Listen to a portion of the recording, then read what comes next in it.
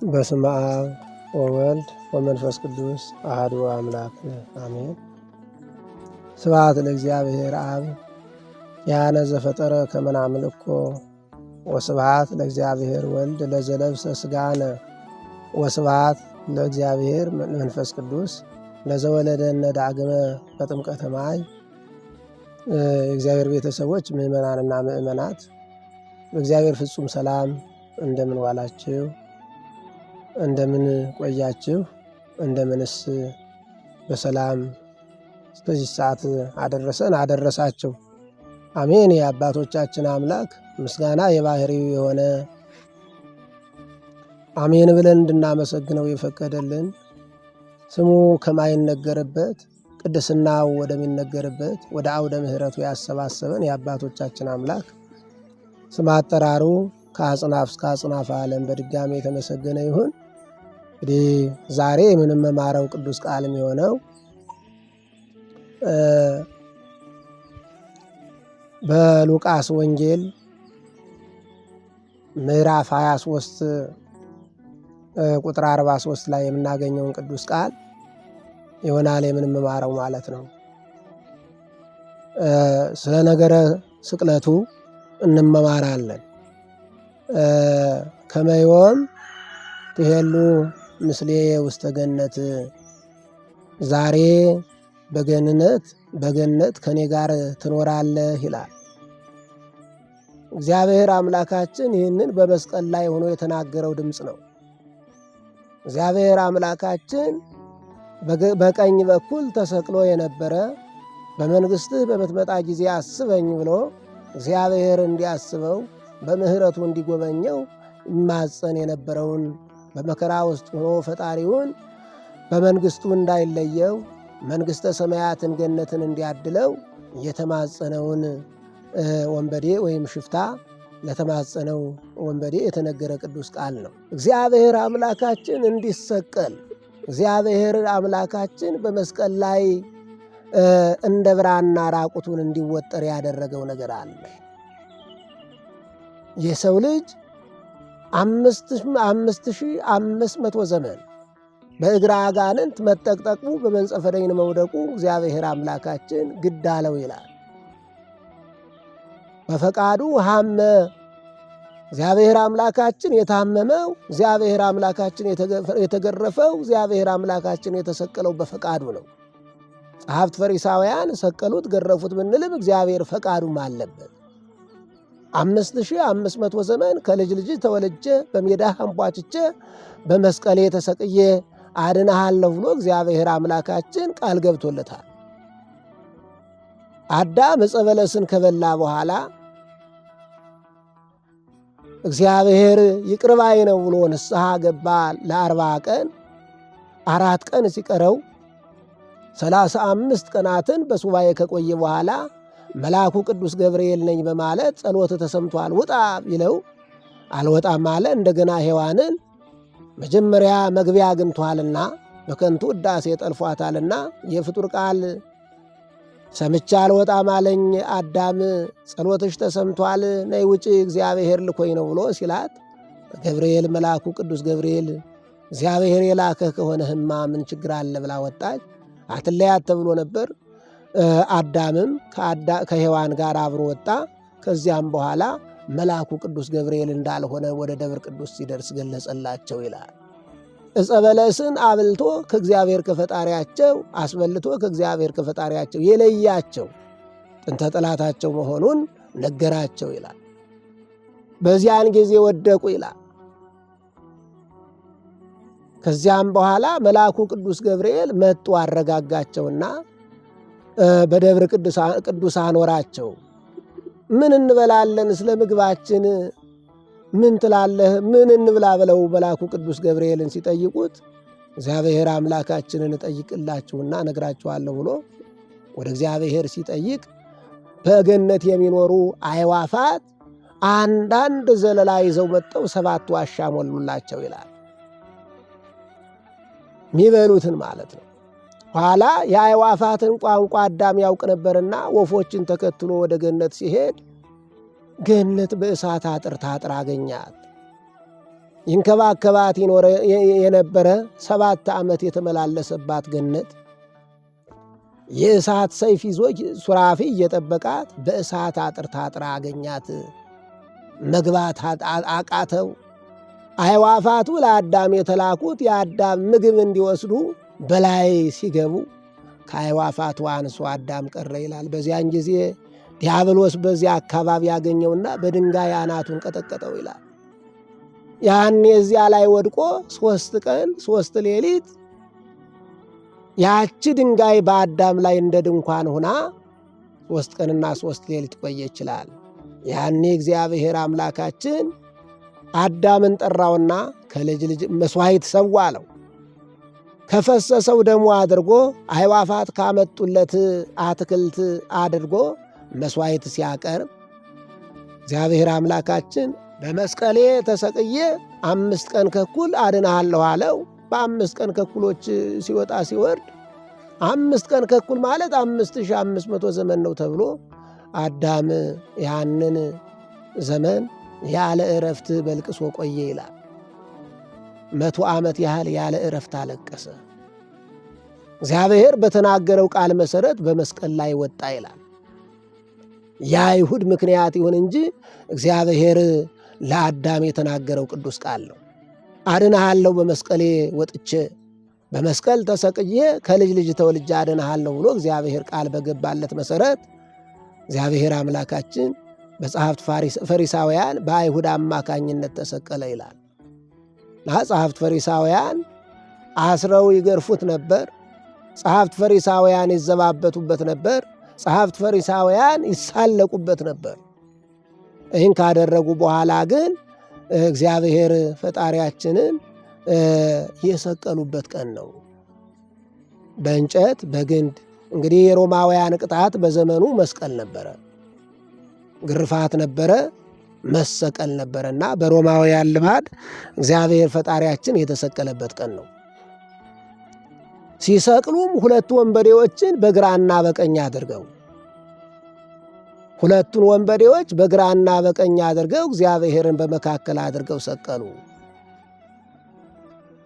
እግዚአብሔር ዋነኛ ሕዝብን አሸባሪ ሁከተኛ ሌባ ነው ወንበዴ ነው ለማለት በሁለቶች ወንበዴዎች በታዋቂዎች መካከል እግዚአብሔርን ደግሞ የሁሉም ከነዚህ ሁሉ የከፋ በደል ያለው ነው ብለው እግዚአብሔርን ሰቀሉት ይላል።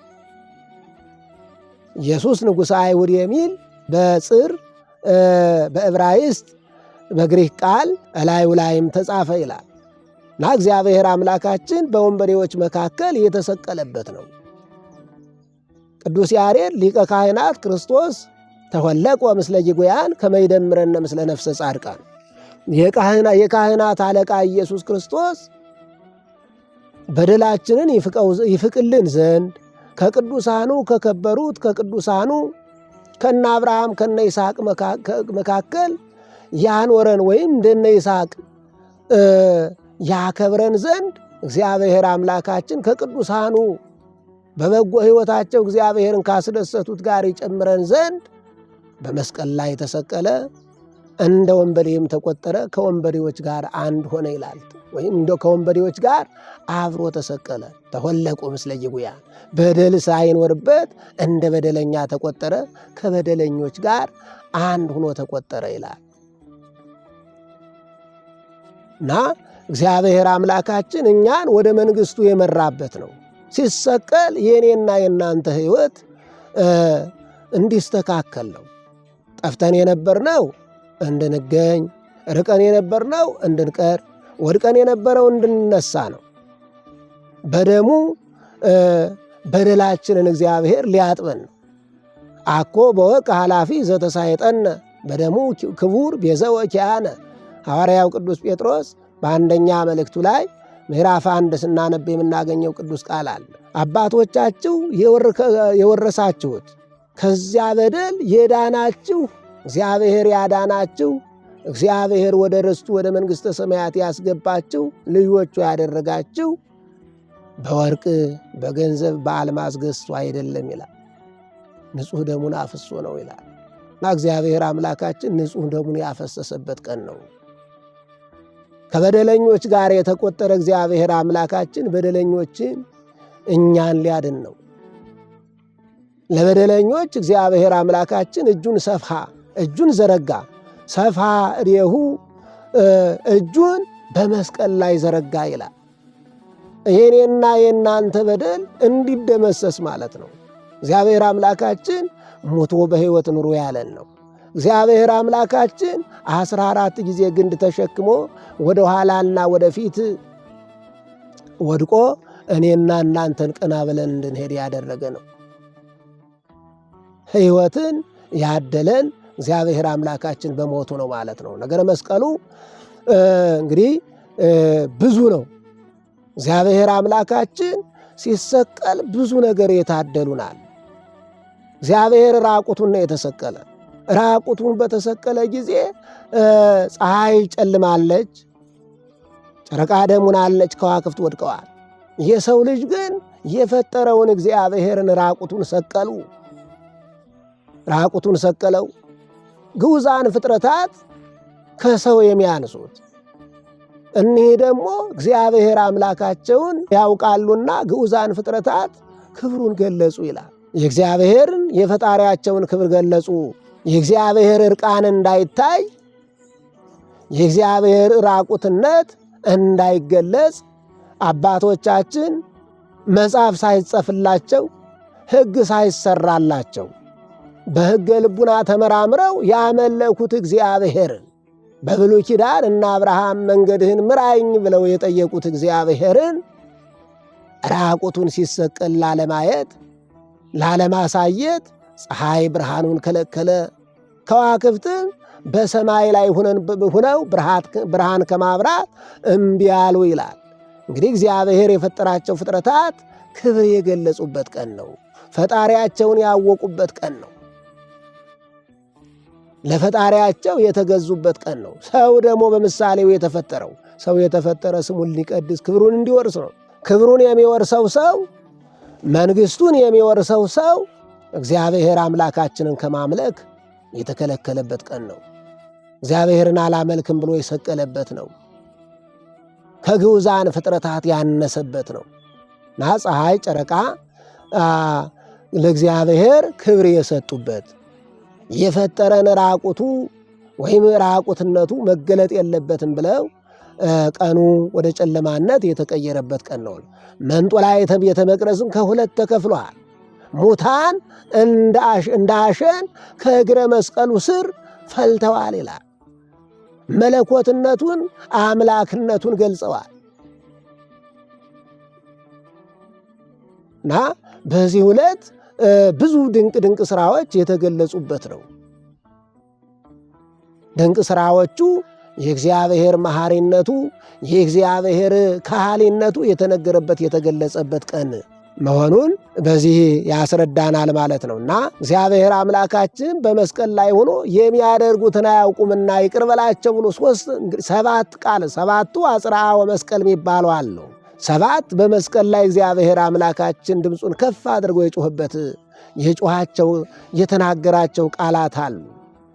የሚያደርጉትን አያውቁምና ይቅር በላቸው ብሎ ለጸሐፍት ፈሪሳውያን እግዚአብሔር አምላካችን ምሕረትን ለምኗል። ከራሱ ጋር አስታረቃቸው ነው። አምላኬ አምላኬ ለምን ተውኸኝ ብሎም እግዚአብሔር አምላካችን ጮኻል። ይህ ማለት ራሱን አምላኬ አለ እግዚአብሔር ለእግዚአብሔር። ሌሎቹ ቅሬታ አይሁድ መናፍቃን ለእግዚአብሔር አምላክ አለው እያሉም ይናገራሉ። በለበሰው ሥጋ ለእግዚአብሔር አምላክ አለው። እግዚአብሔር አምላክ ወልደ አምላክ ነው። ፍጹም ሰው ነው፣ ፍጹም አምላክ ነው። ፍጹም ሰው ነው፣ ፍጹም አምላክ ነው ማለት እንግዲህ መለኮቱ ፍጹም አምላክ ነው ስንል ሥጋን ተዋሃደ ስንል በመዋሃድ መለኮትነቱን አምላክነቱን ያጣ አይደለም።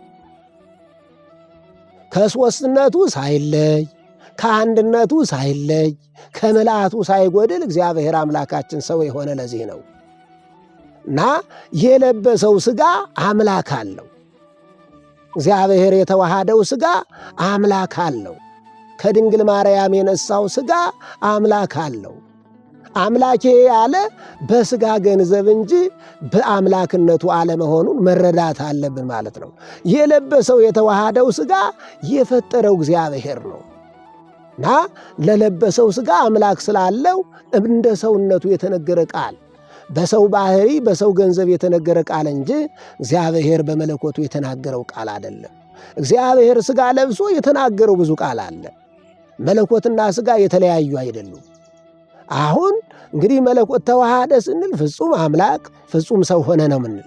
መዋሃድ ማለት የመለኮትና የሰው ባህሪ ሲዋሃድ ሌላ አዲስ ነገር ፈጠረ ማለት አይደለም። የሰው ባህሪ የሰው ባህሪነቱን ሳይለቅ የመለኮት ባህሪም የመለኮትነቱን ባህሪ ሳይለቅ ነው።